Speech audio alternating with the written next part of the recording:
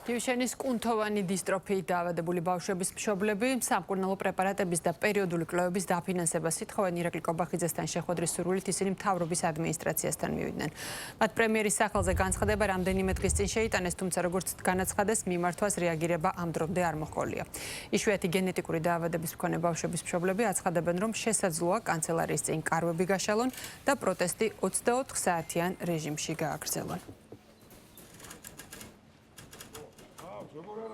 გამოგზავნეთ პრემიერ-მინისტრის განცხადება, რომ მშობლებს გვინდა შეხვედრა და რა გახდა, რომ ორი სამშობლოს მაინც მოусმინოს, რომ რეალური ინფორმაცია გაიგოს ამ ადამიანმა, როგორი პრობლემის წინაშე ვდგავართ. არ უნდათ ჩვენი მოსმენა და არ უნდათ ჩვენი შვილებისთვის წამნის შემოტანა. ის რომ შესაძლოა მედიკამენტებმა, რომელიც არსებობს დღეს და არაერთი მედიკამენტია, გადაავადოს 5 წლით, ეს ნიშნავს ხალხო იმას, რომ ჩვენ თუ 1 წლის წინ, 2 წლის წინ, 3 წლის წინ არ ქონდა მედიკამენტი, მსოფლიო ფარმაცევტულ ბაზარზე მედიკამენტები არ იყო, წარმოიდგინეთ 5 წლის შემდეგ რა იქნება, ან უნდა გადავარჩინოთ ამ ბავშვების სიცოცხლე, 1 წელი იქნება, 2 წელი თუ 5 წელი და შემდგომში ბუნებრივია მეცნიერება ვითარდება, მეცნიერება ვითარდება და შესაძლოა სრულად 100%-ით იქნეს გადაჭრილი ეს პრობლემა.